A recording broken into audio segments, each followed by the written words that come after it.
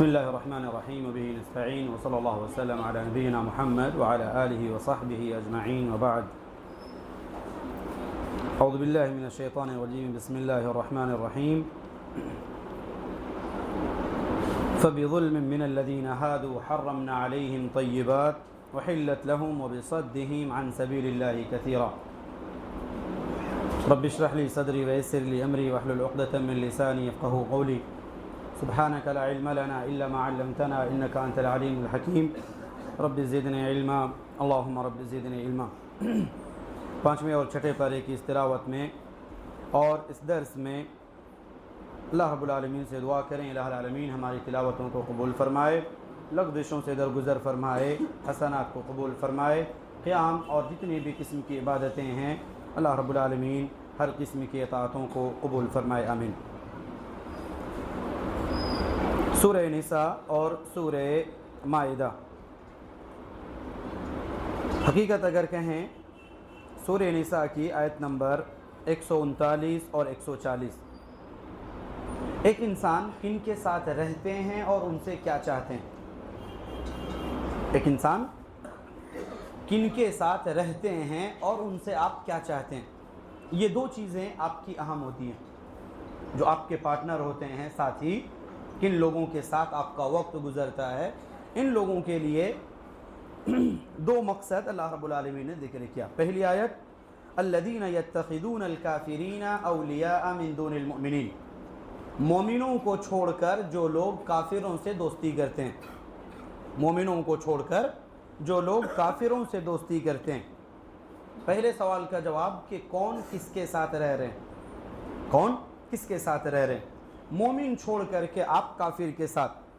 ایبتغون عندہم العزہ. آپ ان کو چھوڑ کر ان کے ساتھ کیوں ہیں.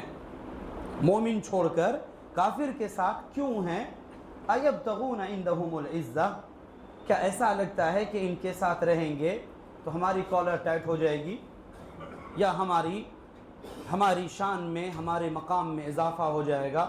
ان کے ساتھ رہیں گے تو ہمارا نام بڑھ جائے گا. عزت چاہتے ہیں. فَإِنَّ الْعِزَّةَ لِلَّهِ جَمِيعًا. تو یاد رکھو پوری عزت کی ملکیت اللہ رب العالمین کے پاس وہی ہے. وَتُعِزُّ مَن تَشَاءُ وَتُذِلُّ مَن تَشَاءُ بِيَدِكَ الْخَيْرُ. کہ وہی عزت دیتا ہے اور وہی ذلت دیتا ہے. آپ ان کو چھوڑ کر ان کے پاس کیوں جا رہے ہیں. کیا دنیا کے لیے؟ تو پھر یاد رکھیں دنیا کی ملکیت بھی اللہ ہی کے پاس ہے. وَاللَّهُ يَرْزُقُ مَن يَشَاءُ بِغَيْرِ حِسَابٍ. آپ کو لگ رہا ہوگا کہ شاید ان کے ساتھ رہیں گے تو معاشرے میں ہماری امیج، ہماری تصویر ایک اچھی بنے گی، لوگ مجھے دیکھ کر کے پہچانیں گے. حقیقت اگر کہیں تو آپ کی یہ سوچ، آپ کی یہ رائے غلط ہے. اس رشتے کی بنیاد آپ اگر دیکھیں تو صرف اور صرف دنیا ہے. جو رشتہ یہاں اللہ رب العالمین نے ذکر کیا، مومن چھوڑ کر کافر چوز کرنا یا اسے اپنا دوست بنانا، یہ رشتہ اسلام یا ایمان کا رشتہ نہیں ہے. آپ کو مومن ہیں، مومن سے تعلق ہونا چاہیے. اللہ کے لیے محبت اور اللہ کے لیے دشمنی بار بار آپ لوگ پڑھے ہوں گے. اللہ کے لیے دوستی اور اللہ کے لیے دشمنی. یہاں آپ نے اللہ کے لیے دوستی نہیں رکھی، کیونکہ اگر آپ کی دوستی یا آپ کا یہ رشتہ دین کی بنیاد پر ہوتا تو آپ مومن چھوڑ کر کافر کے ساتھ نہیں جاتے. آج ہمارے نوجوان اپنے دنیاوی مفاد کے لیے یا چھوٹے سے کچھ فائدے کے لیے، کچھ نام ہو، کچھ پہچان ہو، لوگوں کے سامنے معاشرے میں تھوڑا ہائی لائٹ ہونے کے لیے ہم ان لوگوں کے ساتھ جاتے ہیں جنہیں اللہ تعالیٰ ناپسند کرتا ہے. جنہیں اللہ تعالیٰ ناپسند کرتا ہے ہم چھوٹی سی جھوٹی شان کے لیے ان لوگوں کے ساتھ جاتے ہیں. حقیقت اللہ تعالیٰ نے کہا کہ آپ کو وہاں سے چیز نہیں ملے گی. پہلی غلطی، چونکہ آپ کا رشتہ ہی مفاد پر قائم ہے. آپ کا رشتہ ہی مفاد سمجھتے ہیں نا، فائدہ. ان سے آپ کو کچھ چاہیے، لین دین پر ہی یہ رشتہ قائم ہے. لہذا جب تک آپ کا یہ مفاد ہے تب تک آپ ایک دوسرے کے دوست ہیں. وہ بھی آپ سے ایسے ہی چاہ رہے ہوں گے جیسے آپ چاہ رہے ہیں کہ میں ان کے ساتھ رہوں، میری امیج بڑھے. وہ بھی چاہتے ہیں کہ کچھ لوگ میرے ساتھ ایسے آئیں جن کو میں یوز کروں. ایسے لوگوں بھی ہیں. چونکہ آپ جیسے مفاد کے ساتھ ہیں تو آپ کو اچھے لوگ تو دوست نہیں ملیں گے، چونکہ آپ کے ذہن میں، آپ کے خیال میں مفاد قائم ہے. تو جن کے ساتھ آپ رہیں گے وہ بھی مفاد پرستی ہوں گے. آپ جیسے چاہ رہے ہیں میں ان کو یوز کر رہا ہوں یا ان کے نام ان کی پہچان کو یوز کر رہا ہوں, وہ بھی چاہ رہے ہوں گے کہ میں ان کو اپنے کام کے لیے یوز کروں اور کریڈٹ میرے ہاتھ میں جائے. تو یہ رشتہ مفاد پر قائم ہوتا ہے. اللہ رب العالمین نے کہا کہ دنیا رشتے مفاد کے بنیاد پر نہیں, ایمان کے بنیاد پر ہونے چاہیے, اللہ کے لیے ہونے چاہیے, اور مومن کو چھوڑ کر کافروں سے دوستی یا ان کے ساتھ تعلق نہیں بنائے جا سکتے. بات یہاں مومن اور غیر مومن کی بات ہے نا. اسی میں اگر ہم تھوڑا سا اضافہ کریں کہ مومن کے ساتھ ساتھ ایک انسان جو برے ہیں اور وہ برے لوگوں کے ساتھ رہ رہے ہیں, اچھوں کو چھوڑ کر, ایک انسان اچھوں کو چھوڑ کر بروں کے ساتھ رہ رہے ہیں, وہ بھی اس حکم کے اندر آئیں گے, کیونکہ آپ ان لوگوں کے ساتھ تعلق قائم کرتے ہیں جو اچھے نہیں ہیں. اب چاہے عقدی اعتبار سے ہو, سوچ اور منہج کے اعتبار سے ہو, اعمال کے اعتبار سے ہو, شکل و صورت کے اعتبار سے ہو, جو بھی ہو, جن کو آپ چھوڑ کر کے جا رہے ہیں, اگر ان میں اسلام اور ایمان ہے تو آپ کو یہ رشتہ اور یہ کنیکشن آپ کا دین پر ہونا چاہیے. اور آج کے زمانے میں ہمارے نوجوانوں کو خاص طور سے اس آیت کو ضرور غور میں رکھنا چاہیے کہ ایک انسان کسی کے ساتھ آپ رہ رہے ہیں, کسی کے ساتھ آپ کا اٹھنا بیٹھنا ہے, اس کا رشتہ کیا ہے. دوسری آیت, وَقَدْ نَزَّلَ عَلَيْكُمْ فِي الْكِتَابِ أَنْ إِذَا سَمِعْتُمْ آيَاتِ اللَّهِ. آپ کہیں جا رہے ہوں یا چند لوگوں کے بیچ آپ رہ رہے ہیں, آپ دیکھ رہے ہیں مجلس میں برے کام ہو رہے ہیں, 2-4 لوگ بیٹھے ہوئے ہیں, مجلس میں برے کام ہو رہے ہیں, آپ کو وہاں اول نہیں جانا چاہیے, وہاں نہیں جانا چاہیے. اگر چلے گئے ہیں تو اول آپ کو ان کو منع کریں, اگر رک جائے تو ٹھیک ہے, ورنہ آپ کو واپس آ جانا چاہیے, شروعات نہیں جانا چاہیے. اگر چلے گئے ہیں وہاں پہ تو جانے کے بعد آپ کا 2 کام ہوگا, یا تو آپ ان کو سمجھائیں, من رآ منکم منکرن, ہاں کیا سننے والے مولانا لوگ آپ لوگ, من رآ منکم منکرن فلیغیرہ بیدہ. کوئی انسان اگر برا کام دیکھ رہے ہو تو ضرورت پڑے تو ہاتھ سے روکے, فإن لم یستطع فبلسانہ, اگر ہاتھ کا استعمال, طاقت, پاور استعمال نہیں کر سکتے, فبلسانہ, زبان سے اس کو برا کہیں, فإن لم یستطع فبقلبہ, اور اگر ایک انسان زبان سے بھی نہیں بول سکتے ہیں تو دل سے اس کو برا جانے, وذالک اضعف الایمان. آج ہم لوگ شروعات دل سے ہی کرتے ہیں, جو سب سے کم درجہ ہے, آج ہماری شروعات یہیں سے ہوتی ہے.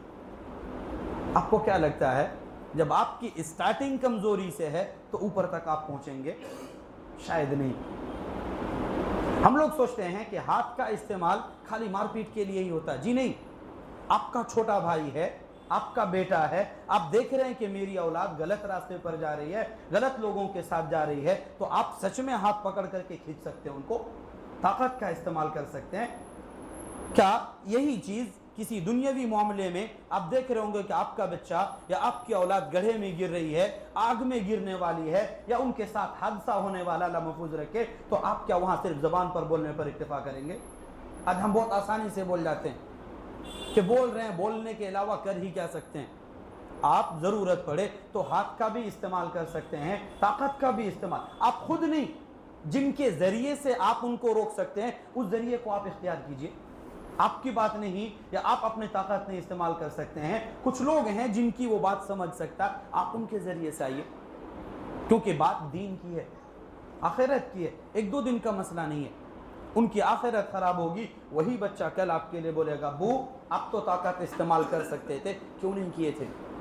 وہ آپ کے خلاف استعمال کرے. تو جو ہو سکے ایک انسان اول اس مجلس سے دور رہے, اس قسم کے مجلسوں سے دور رہے. اور اگر آ گئے ہیں تو آنے کے بعد 2 راستے ہیں, یا تو آپ اپنی زبان, اپنی طاقت یا اپنے دل کے ذریعے سے اس چیز کو برا سمجھیں, آپ نے منع کیا, سامنے والے نہیں مانے, تو اب آپ کے پاس اختیار ہے وہاں سے واپس آنے کے لیے. پھر بھی آپ بیٹھے رہے, اللہ تعالیٰ نے کہا کہ اگر پھر بھی بیٹھے رہے اور وہ غلط کام وہاں جاری ہے, وہ غلط کام وہاں رکا نہیں, وہ جاری ہے, اور آپ پھر بھی بیٹھے رہے, انکم اذا مثلہم, وہاں بیٹھے رہنے کی وجہ سے آپ بھی انہی میں سے ہو جائیں گے, آپ بھی انہی میں سے ہو جائیں گے. کل نہیں بول سکتے ہیں کہ اے اللہ میں تو منع کیا, وہ لوگ نہیں مانے, آپ کو واپس آ جانا چاہیے تھا. واپس نہ آ کر کے آپ وہاں خاموش رہے اس جگہ پر، اس وجہ سے آپ کا بھی حکم انہی کے ساتھ، اور یہ دنیاوی معاملے میں آخرت میں ان اللہ جامع المنافقین والکافرین فی جہنم جميعا، حشر بھی انہی لوگوں کے ساتھ ہوگا، نسأل اللہ العافیہ والسلام۔ اس قسم کے مجلسوں کو سمجھیں، یہ چیزیں صرف غلط نہیں، کسی جگہ اگر کتاب اللہ اور سنت رسول صلی اللہ علیہ وسلم کا مذاق بھی اڑایا جا رہا ہے، وہ بھی اس مجلس میں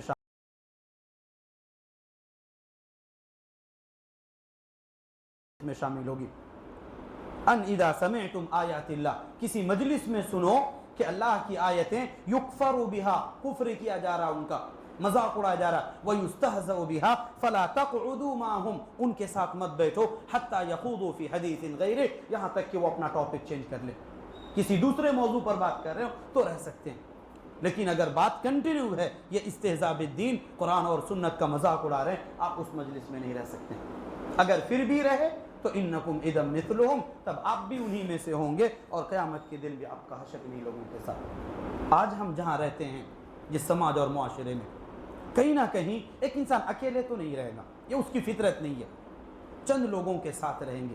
کن کے ساتھ رہ رہے ہیں، کیوں رہ رہے ہیں، اور ان لوگوں کا عمل کیا ہے، ان تمام چیزوں کو دیکھ کر کے آپ کسی کے ساتھ رہیں، کیونکہ مسئلہ صرف دنیا کا نہیں یا چند دنوں کا نہیں، مسئلہ دین کا ہے، آخرت کا ہے۔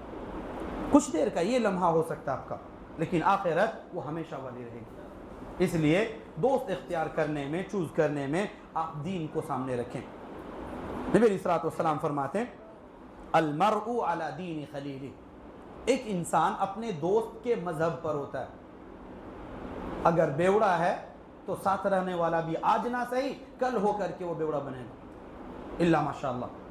بہت کم ہوتا ہے کہ ایک انسان ان کو سدھار کر کے آ جائے، کیونکہ فتنوں میں اللہ تعالیٰ نے وہ طاقت رکھی ہے کہ ایک انسان کو خود بخود کھینچ کر کے چلے آتی ہے۔ اس لیے المرء علی دین خلیلہ، ایک انسان اپنے دوست کے دین، اس کے راستے پر ہوتا ہے، فَلْيَنْظُرْ مَنْ يُخَالِلْهُ، تو دیکھ لے کہ ایک انسان کس کو دوست بنا رہا ہے، کن کے ساتھ رہ رہا ہے۔ صرف رہ لینا بڑا آدھا گھنٹہ 5 منٹ جاب کا معاملہ ہے، اس بیچ میں بھی آپ کو دین یاد رہنا ہے، کیونکہ آپ ایک بار دین کو نظر انداز کرو گے یا اس کے ساتھ کمپرومائز کرو گے، بار بار آپ کو کرنا پڑے گا۔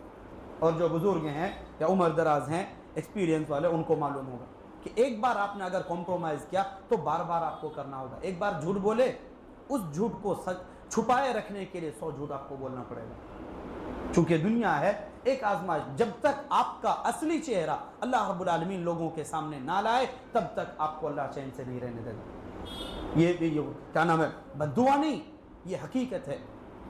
اللہ رب العالمین نے بنی اسرائیل کا چہرہ دیکھیں، بار بار ذکر کیا۔ ان لوگوں نے موسیٰ علیہ السلام کو پریشان کہا کہ ہم اللہ کو ڈائریکٹ دیکھنا چاہتے ہیں۔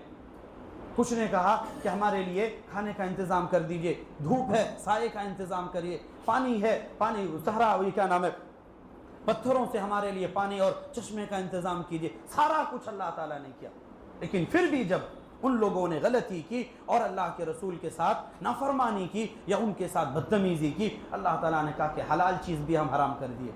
فَبِظُلْمٍ مِّنَ الَّذِينَ هَادُوا حَرَّمْنَا عَلَيْهِمْ طَيِّبَاتٍ، پاک چیز تھی، حلال چیز تھی، لیکن پھر بھی اللہ تعالیٰ نے ان کے اس سرکشی کی وجہ سے، ان کی اس غلطی کی وجہ سے حرام کرا دیا کہ تم استعمال ہی نہیں کر سکتے ہو۔ کہ ایسا نہ ہو کہ اللہ رب العالمین ہمیں بھی بہت ساری چیزوں سے محروم نہ کر دے، نسأل اللہ العافیہ والسلام۔ ایک اور مسئلہ، کسی غلطی کے امام مت بننا، کسی فتنے کا، کسی غلطی کے، کسی برائی کا امام نہ بننا۔ حابیل اور قابیل کا واقعہ نام تو سنے ہوں گے، ذکر سنے ہوں گے، سورہ مائدہ ہی کی آیت نمبر 27 سے لے کر کے 31 تک، یہ پوری 6-7 آیتوں کے اندر اللہ رب العالمین نے اس واقعے کا ذکر کیا۔ آپ جہاں رہتے ہیں، جس سماج میں، جس سوسائٹی میں، صدقہ جاریہ سنے ہوں گے، لیکن اگر فتنے کے امام بنتے ہیں تو آپ کے لیے گناہ جاریہ کا بھی ایک سلسلہ شروع ہو جائے گا۔ آپ سوچ رہے ہوں گے کہ بس ایک غلط کام میں نے کیا، وہ ایک ہی غلط تو ہے، جی نہیں، آپ کو دیکھ کر کے دوسرے سیکھیں گے، انہیں دیکھ کر کے تیسرے سیکھیں گے، یہ جو سلسلہ چلتا رہے گا۔ اگر کسی نے آپ کو دلیل بنایا، ہم میں سے اکثریت چونکہ یا تو اس اسٹیج میں ہیں کہ ہمیں دیکھ کر کے لوگ سیکھنے والے ہیں یا ہم کسی کو سکھانے والے ہیں، تو اس بیچ میں آپ کا ہر قدم، آپ کی ہر بات، آپ کا ہر ایکشن، آپ کا سوچ سمجھ کر ناپ تول کر کے استعمال ہونا چاہیے، کہ کہیں ایسا نہ ہو کہ میرے لیے گناہ کا ایک پوری رجسٹر کھل جائے اور میرے لیے گناہ جاری رہنے والا گناہ کا سلسلہ شروع ہو جائے اور ہمیں معلوم بھی نہ ہو. کیونکہ ایک انسان جان بوجھ کر کے تو امام نہیں بنے گا، غلطی سے ہی.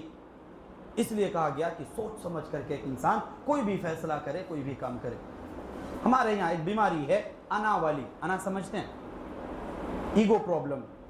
ہمارے یہاں ایک پریشانی ہے، یہ ایک انسان نے جو کہہ دیا بس وہی صحیح، اس کے علاوہ کوئی بھی نہیں، بس وہی صحیح اور اس کے علاوہ سب غلط. آپ اندازہ کر رہے ہیں کہ کئی بار آپ کا یہ ایگو یا آپ کی یہ جو انا ہے فتنے کی ایک نئی دنیا شروع کرے گی. لوگ بولیں گے نہیں آدمی ہو تو ایسا کہ جو کہا اس پر قائم رہا چاہے اس کی جان چلی گئی. اب سوچ رہے ہوں گے بڑا بہادری کا کام کیا میں نے، لیکن فتنے کی ایک شروعات ہوتی ہے. اللہ تعالیٰ کی حفاظت کرے. یقیناً ان چیزوں کو تھوڑا سمجھ بوجھ کے ساتھ ہونا چاہیے. کئی بار ہوتا ہے کہ آپ کچھ دیر کے لیے چھوٹے ہو جائیں، خاموش ہو جائیں، آپ کی وجہ سے کئی سارا جھگڑا رک جائے گا، کئی ساری چیزیں آپ کی رک جائیں گی، اور کئی ساری فتنے جو اس ایک بات کھڑے رہنے کی وجہ سے ہو سکتے تھے، ایک جھٹکے میں وہ سب بند ہو جائیں گے. لیکن بس چھوٹا کون بنے؟ پریشانی یہی آتی ہے نا کہ میں ہی کیوں چھوٹا بنوں، وہ بھی تو بن سکتے ہیں. ان کو شعور نہیں ہے، آپ کو تو ہو سکتا ہے. حابیل کا اس واقعے سے اللہ رب العالمین نے ان کا ذکر کیا کہ جب قابیل قتل کرنے کے لیے ہاتھ بڑھایا تب حابیل نے کہا میں ہی نہیں اپنے ہاتھ گندے کر سکتا ہوں. ایک طرفہ لڑائی نہیں ہوتی ہے نا، دو طرفہ ہونا چاہیے. سامنے والا بولے گا میں کم ہوں تھوڑی، کچھ دیر کے لیے دین کی حفاظت کے لیے اپنے لیے جو رجسٹر کھلنے والا ہوگا اس رجسٹر کو روکنے کے لیے آپ کچھ دیر کے لیے خاموش رہے، اور وہ اللہ کے لیے اللہ تعالیٰ اسے کہیں نہ کہیں ریگریٹ کرے گا، اور اس کے عمل کا اس دنیا میں بھی اسے سزا دے گا اور آخرت میں بھی دے گا. یہ قابیل اول ذنب فی الدنیا، اس روئے زمین پر پہلی غلطی تھی، پہلا گناہ تھا جو ناحق قتل تھا، وہ بھی دنیا کے لیے، وہ بھی دنیا کے لیے، آخرت دین کے لیے نہیں. دین والا اپنے آپ کو بچا رہا تھا اور اپنے دین کی حفاظت کر رہا تھا. یہ ایک میسج ہمارے لیے. تو ایک انسان کو اس واقعے سے اگر غور کریں تو ایک انسان کو گناہ کا، فتنے کا امام نہیں بننا چاہیے. آپ کا ہر قدم، ہم میں سے اکثریت ہوں گے جن کے نیچے بھائی ہوں گے، بہنیں ہوں گے. اس سے پہلے بھی بات کی تھی میں نے شاید. ہر ایک کے کچھ نہ کچھ چھوٹے ہوں گے، چاہے بھائی ہو یا کچھ نہیں تو کم از کم جماعتی سطح پر آپ سے بھی کچھ لوگ چھوٹے ہوں گے جو آپ کو دیکھ کر کے سیکھیں گے. بولیں گے بڑے ایسے ہیں